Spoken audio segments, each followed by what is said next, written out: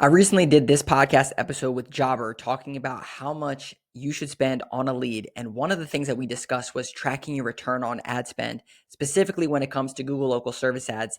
That's how you can figure out how much a lead should cost. So in this video, I'm going to show you the exact process that we use as a company, but also the process that you can do internally to track your Google local service ads performance.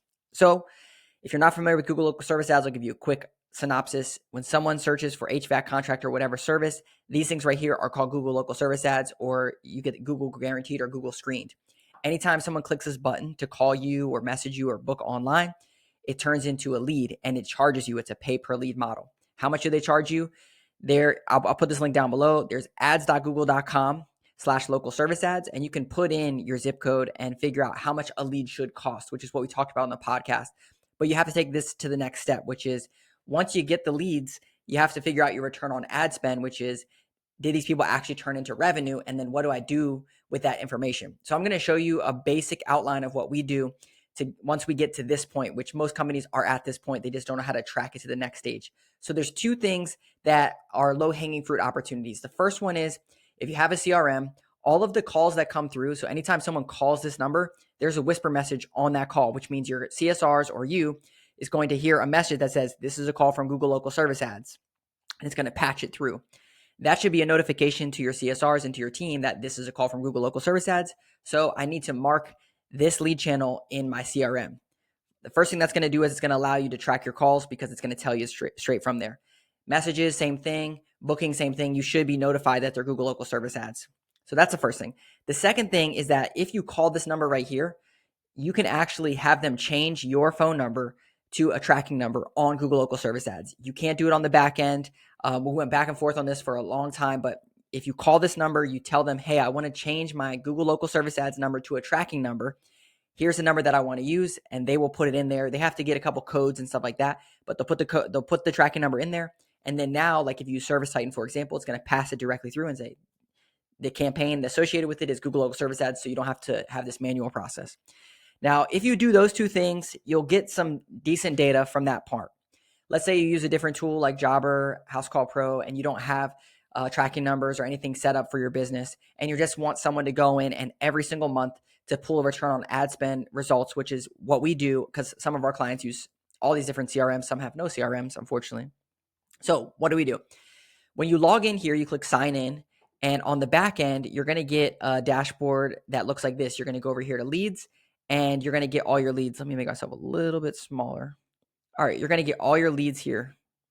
And you can see like it's going to show you the location of the lead. You can see if it got credited or charged to you. And so what we do is we literally go here and we just highlight all these. So we go like this. We just highlight all these. And we take all the ones for that month. And then we put them into a spreadsheet. The spreadsheet is going to look like this. Let me just slide this over a little bit. Okay. So we put the phone number in here, all the phone numbers, and then we filter out obviously the ones that you weren't charged for.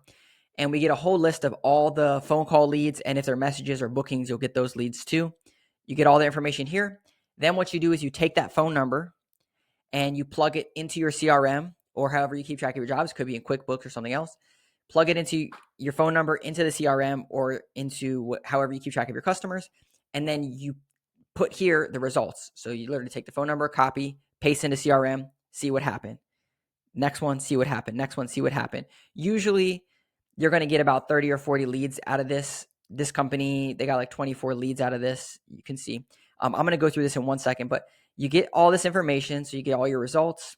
You can total this up. It's going to be $4,900. And right in this revenue box here, you can put $4,900. This is the revenue that was generated from all these leads. Now, this is a fancy dancy spreadsheet that we put together. I don't have any forms or anything for you to download or anything. I don't even have this as a thing that you can get, but I'm just going to walk you through how to quickly set this up for your business. So your spend. Now, if you go back to your Google local service ads account over here, you can click this drop down and you can go to billing and you can get your statement. Your statement looks like this. Now, I cleaned this statement up a little bit because it had some personal information on it. So I just cleaned it up. Basically, you're going to see that it got 11 leads for $339.30. That's really the number that you want. And you're going to plug that into your spreadsheet right here, $339.30. You're going to say, I got 11 leads. You want to verify the number of leads that you got based off of over here. So that way the number of leads that they said you got is the number of leads that you're charged for. There's a quick change with there's a little discrepancies because now they're actually not letting you audit or dispute your leads. So you might get credited back. So it might say you got 13 leads when you only got 11, but you're going to get credited back in the next months. So I usually just do what the true lead number is. So 24 leads, then you just divide those two. So you divide the spend divided by, divide the spend by the number of leads. That's going to give you your cost per lead. Then you know that these jobs over here were booked, or they closed, whatever your terminology is. So you know that in these 4,900 people, if you click here, you can see that there's a count of 8. So we know that we did 8. Then we can do 8 divided by 24, gives us a 33% conversion percentage. So these are decent leads if we're converting them 30%. Obviously, we would want them to be higher. It just depends on the service that you're providing. In HVAC, you should be around 70%, 80%. Then you can do your revenue amount, the totals here, and then you get your return on ad spend, which is your G7, your revenue, divided by your G2, which is your spend, and that's going to give you return on ad spend. So this company 6x'd the revenue, the amount spent on to the revenue, which is good. So 5 is good, return on ad spend, 10 is great, 1, 2, 3, 4 is not good. So you should always be shooting for over 5. And that's how you get these quick numbers, and you can make a quick spreadsheet like this, put that stuff over there, and then every month, as you can see down here, we just duplicate this and then go to the next one, and we have a quick snapshot of what Google Ads looks like. Now we do the same process for Google search ads. We run them to a landing page with a custom form and a custom tracking number, so we have real data. We can also do this for social media. We do that for some Facebook and Instagram ads. Same process, very similar process. And at the end of the month, our team would say, hey, this is where we're at. This is our return on ad spend. This is what we got going. How can we get this better? Is this good or not good?